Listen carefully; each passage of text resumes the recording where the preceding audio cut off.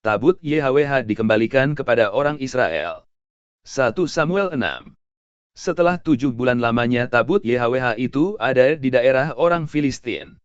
Maka orang Filistin itu memanggil para imam dan para petenung, lalu berkata kepada mereka, "Apakah yang harus kami lakukan dengan tabut YHWH itu? Beritahukanlah kepada kami, bagaimana kami harus mengantarkannya kembali ke tempatnya." Lalu kata mereka, "Apabila kamu mengantarkan tabut Tuhan Israel itu, maka janganlah kamu mengantarkannya dengan tangan hampa, melainkan haruslah kamu membayar tebusan salah kepadanya, maka kamu akan menjadi sembuh, dan kamu akan mengetahui, mengapa tangannya tidak undur daripadamu." Sesudah itu bertanyalah mereka, "Apakah tebusan salah yang harus kami bayar kepadanya?" Jawab mereka, "Menurut jumlah raja-raja kota orang Filistin, 5 borok emas dan 5 tikus emas, sebab tulah yang sama menimpa kamu sekalian dan raja-raja kotamu. Jadi buatlah gambar borok-borokmu dan gambar tikus yang merusak tanahmu, dan sampaikanlah hormatmu kepada Tuhan Israel.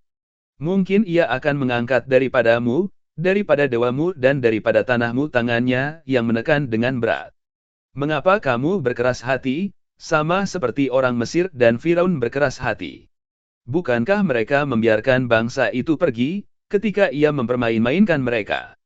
Oleh sebab itu, ambillah dan siapkanlah sebuah kereta baru dengan 2 ekor lembu yang menyusui, yang belum pernah kenakuk, pasanglah kedua lembu itu pada kereta, tetapi bawalah anak-anaknya kembali ke rumah, supaya jangan mengikutinya lagi.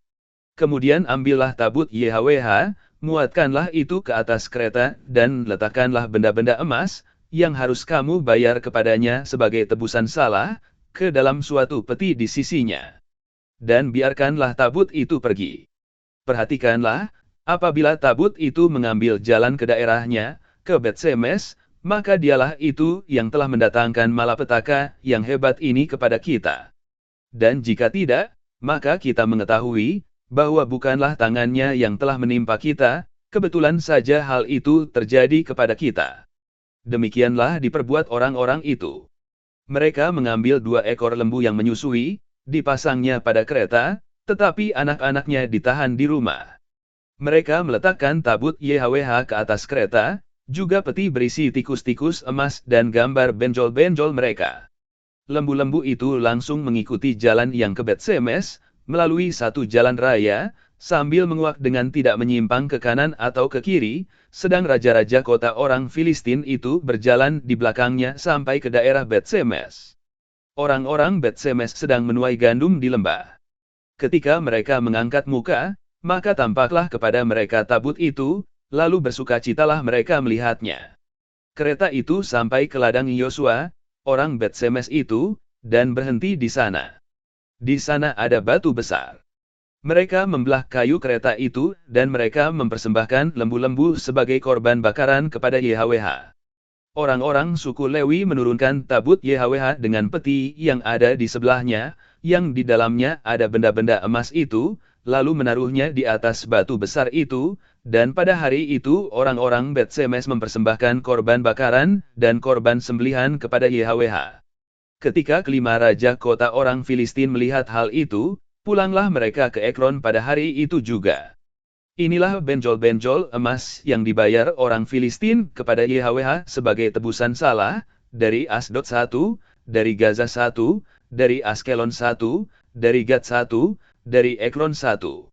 Lagi tikus-tikus emas menurut jumlah segala kota orang Filistin kepunyaan kelima raja kota itu, baik kota-kota yang berkubu maupun dusun-dusun sekitarnya, dan batu besar, yang di atasnya diletakkan mereka tabut YHWH, di ladang Yosua, orang Bet-Semes itu, adalah saksi sampai hari ini.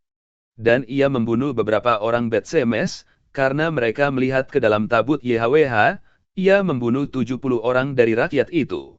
Rakyat itu berkabung, karena YHWH telah menghajar mereka dengan dahsyatnya.